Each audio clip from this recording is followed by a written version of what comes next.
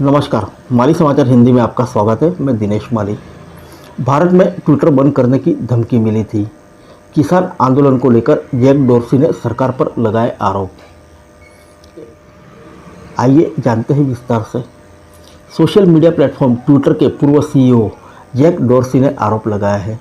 Jack dorsi को कहना है कि कृषि कानूनों के खिलाफ भारत में हुए विरोध प्रदर्शन के समय सरकार की आलोचना करने वाले कई ट्विटर अकाउंट को ब्लॉक करने के निर्देश दिए गए थे।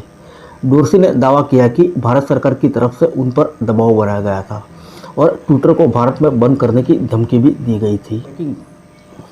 बता दें कि एक यूट्यूब चैनल ब्रेकिंग पॉइंट्स ने ट्विटर के पूर्व सीईओ जैक डोर्सी का इंटरव्यू किया।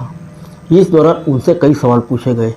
इन्हीं सवालों में से एक यह था कि क्या कभी किसी सरकार की तरफ से उन पर दबाव बनने की कोशिश की गई। उसके जवाब में डोर्सी ने बताया कि ऐसा कई बार हुआ है और डोर्सी ने भारत का उदाहरण दिया। डोर्सी ने कहा कि सरकार की तरफ से उनके कर्मचारियों के घर छापेमारी की बात कही गई। साथ ही नियमों का पालन नहीं करने पर ऑफिस बंद करने की धमकी भी दी गई। डोर्सी ने कहा कि यह सब भारत जैसे लोकतांत्रिक देश में हुआ।